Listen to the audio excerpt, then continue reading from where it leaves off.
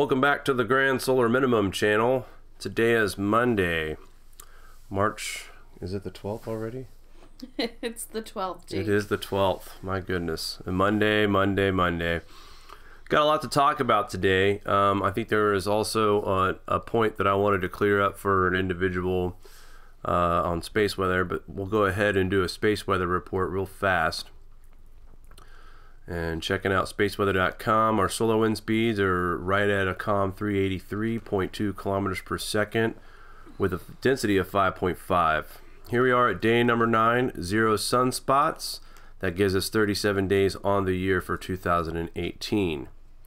Now, the coronal hole that we have, right now our KP indices are at a 1, so we're not yet in the effects of this coronal hole as it's now become Earth facing. I want to stress that the wider the hole, the faster the solar wind speed is. So right now we're looking at this pretty large coronal hole as far as width goes, and if that holds up, we could see a jump in the KP indices. Now, I had an individual contact me, David. Thank you very much for the heads up.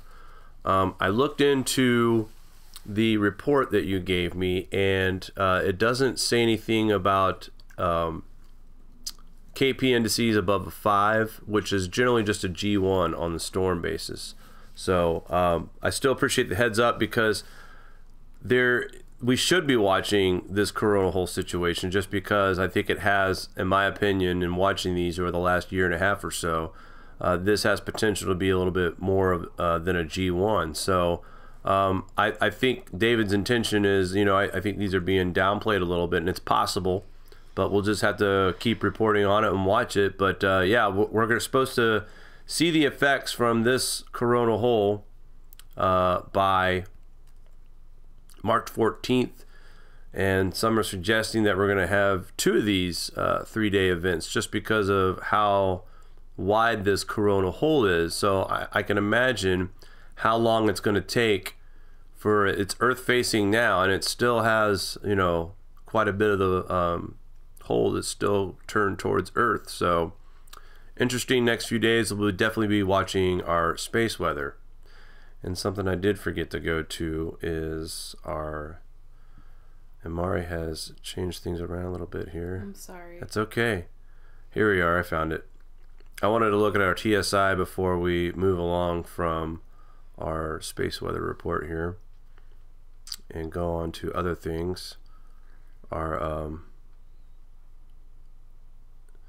looking at TSI. I'm gonna zoom this in. Please for do, you, Jake, because this will take like 30 minutes if we wait for me to do it. I was trying to get Starman was asking me questions about TSI, and I was trying to get numbers for him. And by the way, Starman, if you're watching, this was where I was pulling the numbers from. So I used to pull the numbers from the same site. The short source he was showing me is what I used to use, but the only reason why I'm following this is that it seems to be close to what the old report. It's off by a few points, but the graph and the chart, it's close enough to show exactly what's going on, and it's only if anything there's a difference, but not a big of a difference to like really matter and confuse. So, but anyhow, the last report on this was March 4th, 1361.097. So again, the TSI ratings, if we go to the other side of this where it shows you the raw data in the numbers, and I'm not sure what the difference is between the two, because this is from the exact same site that that we used to pull the TSI data from. And I like down here, the one thing I like about this site better than the other is that this one gives you an idea of what is happening here. And I'm going to scroll down here and show you guys the bottom line here, this graph down at the bottom where it says 2014, 15, 16, 17. This gives you a clear idea of how much our TSI has dropped since 2015. So that's the most important thing, is that these numbers are so minute, and every time we do a report they move so slightly. You never see more than a couple of points drop in it, and And, you know, also the reason why Starman and I were talking about TSI is that he was curious to see what the TSI readings were when we had the 2 X-class flares back in September. And they came out to be right around almost the same exact number. And also notice that just days before the solar class, the X-class solar flares, we had a TSI drop by 3 points. It was in the 1359.84 range. And so it also begs to differ, is a sudden drop like that, because it immediately shot back up into the 1360s. It didn't last but the 5th and the 6th, and then it went right back up to 1360, 61.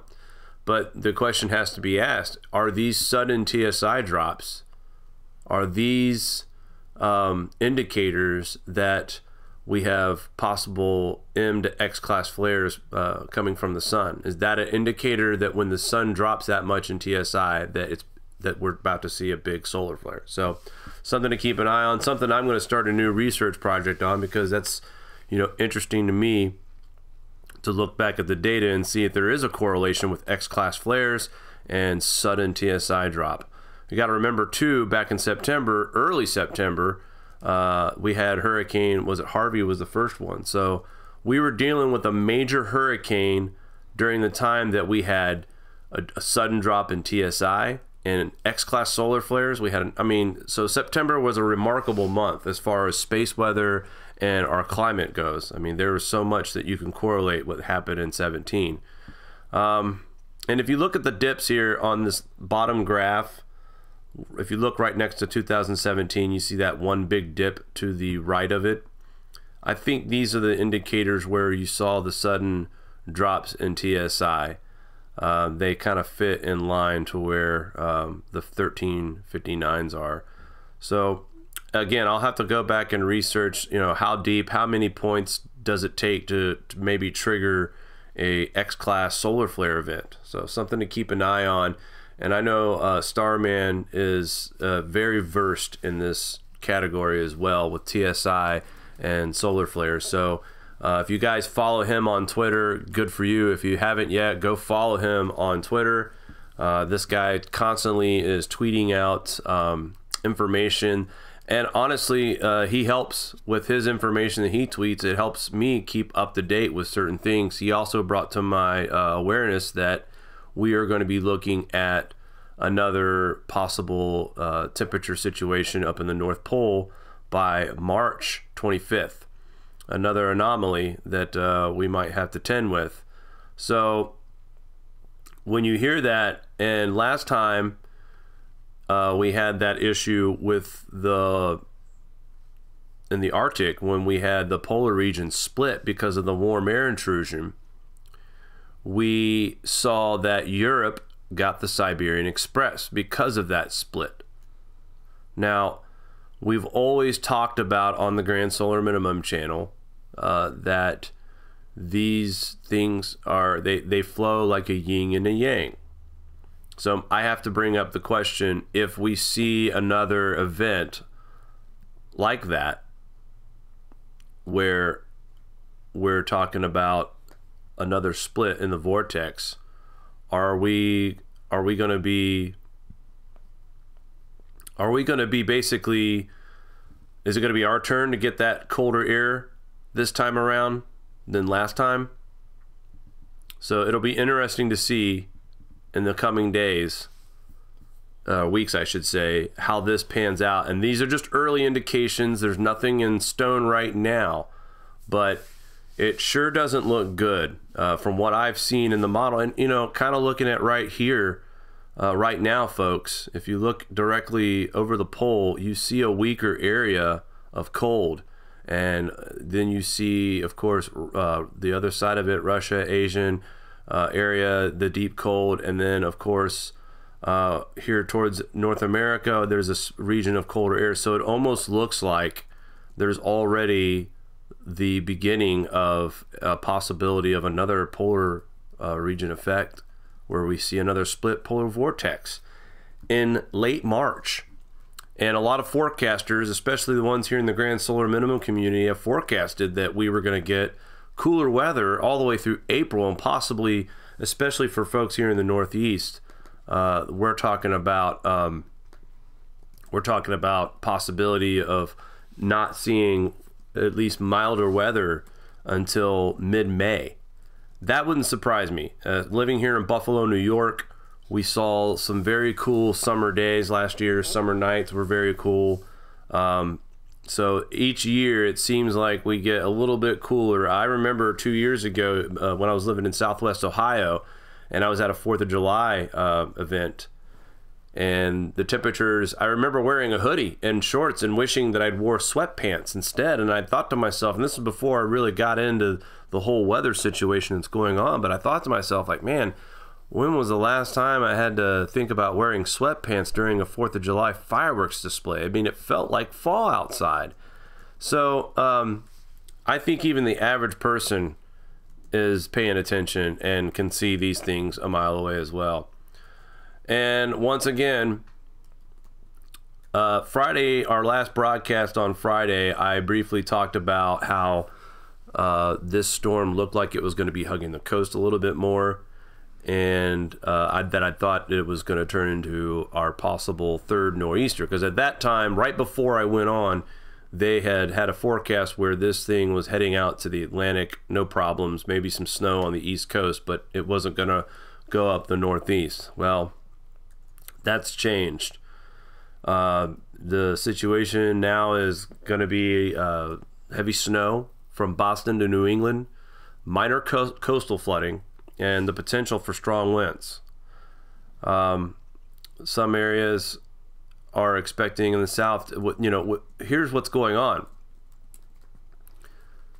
With this nor'easter, a third one, I don't care how weak this system is, the fact that this area within 10 days has seen three major low pressure systems.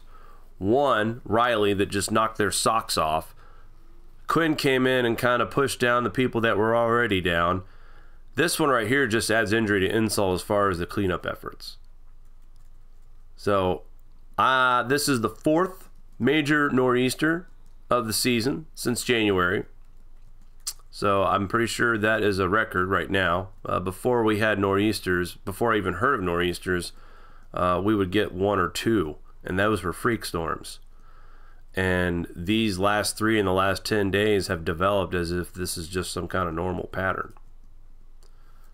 So interesting to see, and there's a lot of moisture too in the south. The Gulf has been very busy at producing the fuel for a lot of these storms. The warm area here, and there was also some kind of a temperature anomaly that I saw down in the Gulf of Mexico. A few people had brought that to my attention. I'm still looking at that, but it would explain why there's so much moisture coming from the Gulf and fueling our storms. But this is precipitation forecast. Now it's all minor, under an inch, but my goodness, I'm going to pause this when we get to the end. This is GFS total accumulated precipitation inches, and this is the forecast, the outlook here. We are right now, it's the mid part of or early next week. Here's Monday, we're at Tuesday, but I'm going to pause it here. So what they're saying is here for the next what, 10 days, 13, 15, so the next 2 weeks, we're looking at precipitation accumulation. This has got to be wrong. I don't, 7 inches forecasted, 5, 6, 7 inches of rain in the Mississippi Valley and the Ohio Valley here below the Ohio River. That's a lot of precipitation in, I guess it's 2 weeks, so it's span out. But still, this area is already saturated right now. And the flooding will continue in the east. And there is a lot of farmland, I can tell you that, here in Kentucky and Tennessee and Iowa and Missouri, Indiana, Illinois, Ohio, tons of farmland, Pennsylvania as well, Northwest, just from my experience of driving through these states on a regular basis. lots of farmland, and they probably would like to start getting things planted out here, but there's no way they could do that if their fields are underwater. And I'm just really concerned. And you know, you go back here to California, and I've been saying this now for a few days. The totals they're looking at here for their precipitation in a 10-day period, this indicates that we're looking at somewhere in the tune of 10 to 16 inches of rain in the next 15 days. Now, I'm sure the higher elevations will see that in snow, which will be huge amounts of snow building up into the mountains. But very active March, spring so far. The temperatures here in the Northeast, in my opinion, aren't really you know, spring-like to me. We're in the low 30s. Most of the Northeast is.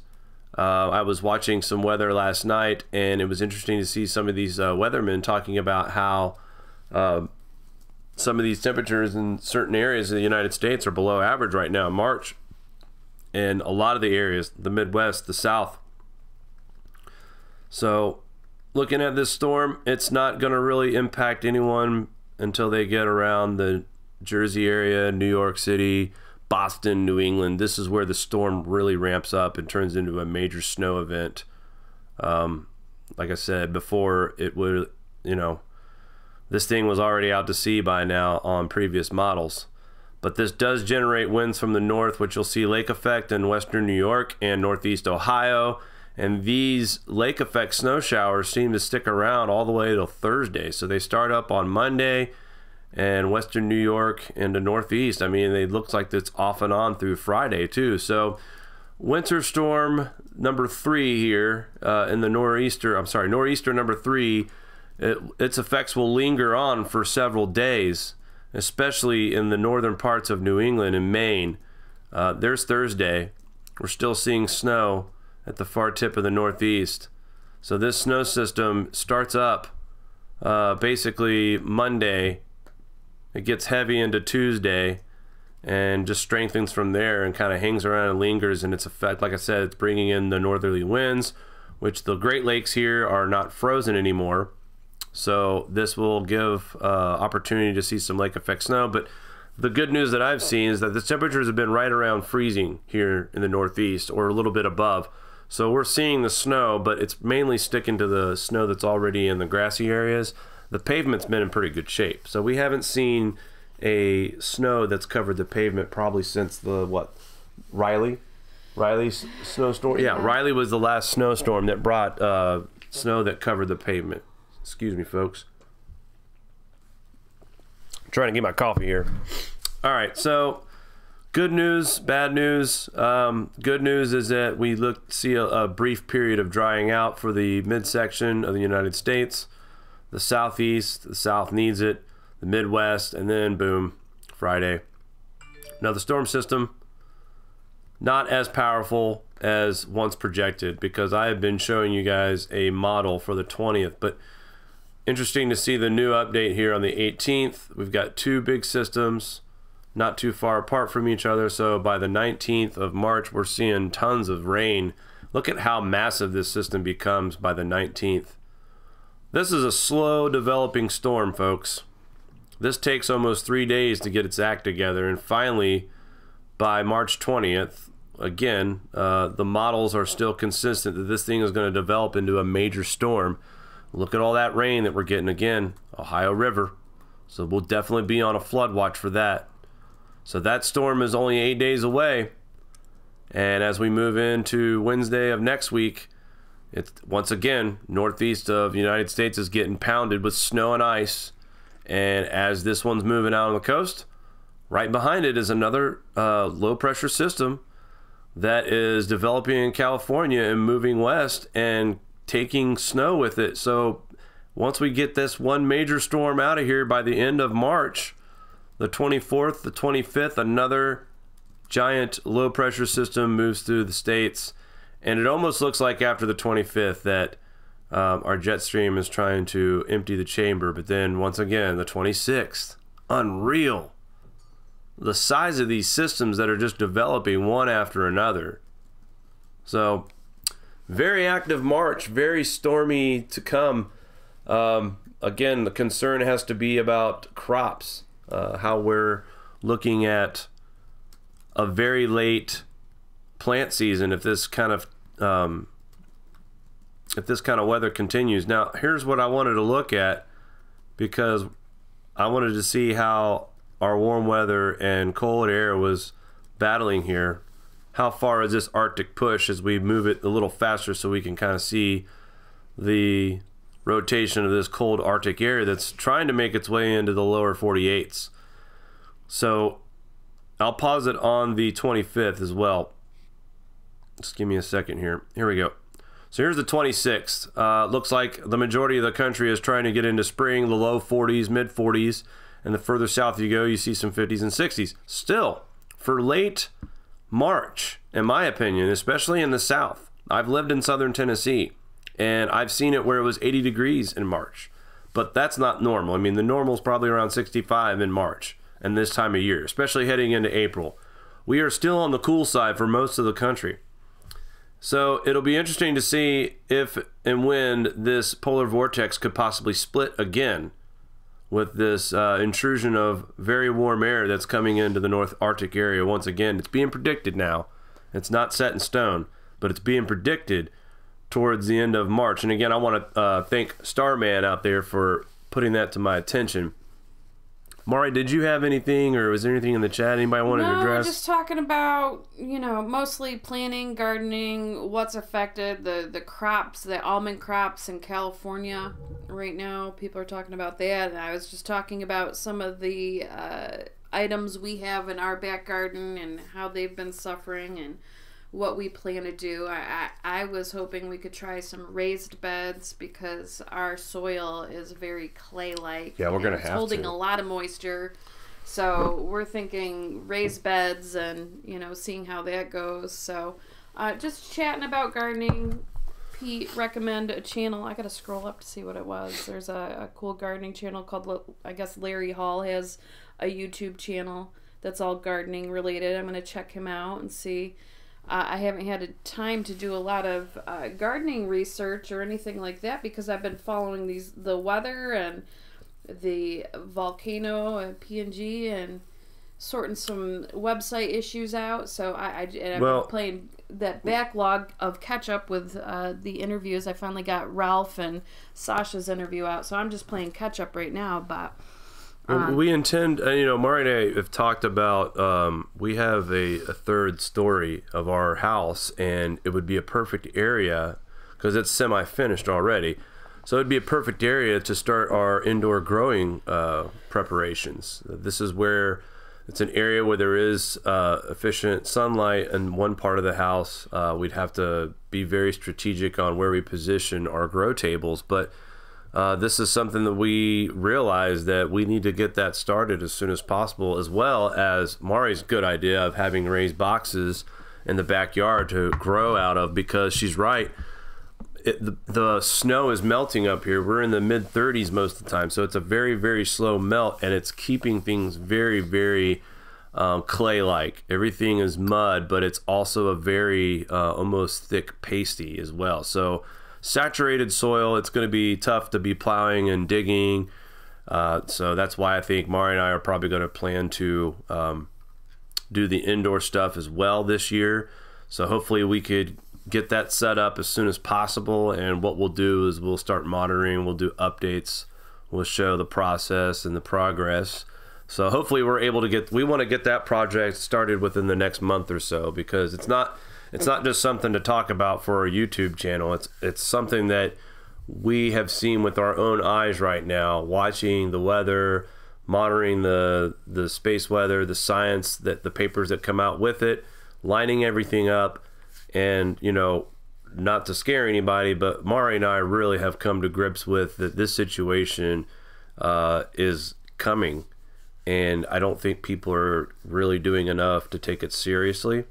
And I think it's channels like us, for as long as we have the luxury of the internet and the power, we need to be as informative as much as possible. And that also means, you know, sharing information should be something that's encouraged, and it's unfortunate to see that certain people out there are doing this just for certain notorieties and not to help spread the wealth and the education of the grand solar minimum. So sad revelation, but it's not surprising. It happens in all sectors of life. Our website got taken over by a couple days. Are we mentioning that? Well, I wasn't going to, but that's what kind of triggered this, was that we had shared a link on our website, and we recommend the website that we shared the link and actually included them in our resource links for people to go and view their information, because it's a superb site. Superb, absolutely.